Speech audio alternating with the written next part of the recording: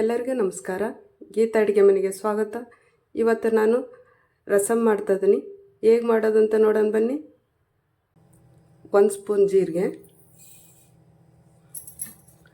1 spoon ಕಾಳು ಮೆಣಸು, 3 ರಿಂದ 4 ಬೆಳ್ಳುಳ್ಳಿ ಗಡ್ಡೆ ತಗೊಂಡಿನಿ, 1-3 ಮೆಣಸಿಕಾಯಿ ಹಾಕ್ತಿದ್ದೀನಿ, ಕಟ್ ಮಾಡಿರೋದು ಟೊಮೆಟೊ ಒಂದು ಅರ್ಧ ತಗೊಂಡಿನಿ, ಕೊತ್ತಂಬರಿ ಸೊಪ್ಪು, ಇದನ್ನು ನುಣ್ಣಗೆ ರುಬ್ತೀನಿ,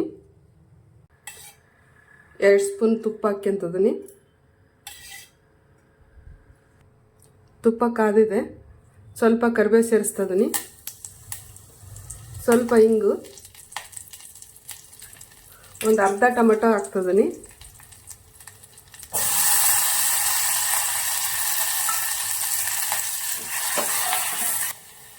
ರುಬ್ಕೊಂಬಂದಿರೋದ ಇದಕ್ಕೆ ಸೇರಿಸೋಣ.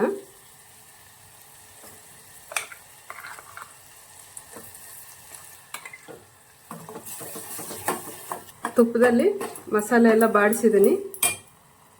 ಇವಾಗ ನೀರು ಸೇರಿಸ್ತೀನಿ.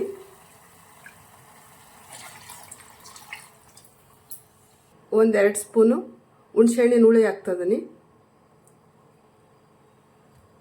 ರುಚಿಗೆ ತಕ್ಕಷ್ಟು ಉಪ್ಪು,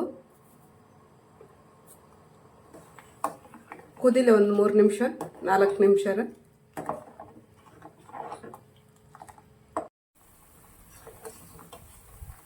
ಸಾಕು, ಇಷ್ಟ ಆದರೆ ಆಫ್ ಮಾಡ್ತೀನಿ. ಬಿಸಿ ಬಿಸಿಯಾದ ಆರೋಗ್ಯಕರವಾದ ರಸಮ್ ರೆಡಿಯಾಗಿದೆ.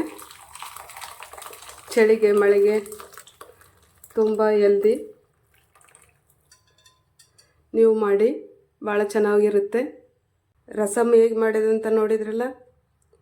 ಈ ವಿಡಿಯೋ ಇಷ್ಟ ಆದಲ್ಲಿ ಲೈಕ್ ಮಾಡಿ, ಶೇರ್ ಮಾಡಿ, ಸಬ್ಸ್ಕ್ರೈಬ್ ಮಾಡಿ. ನಮಸ್ಕಾರ.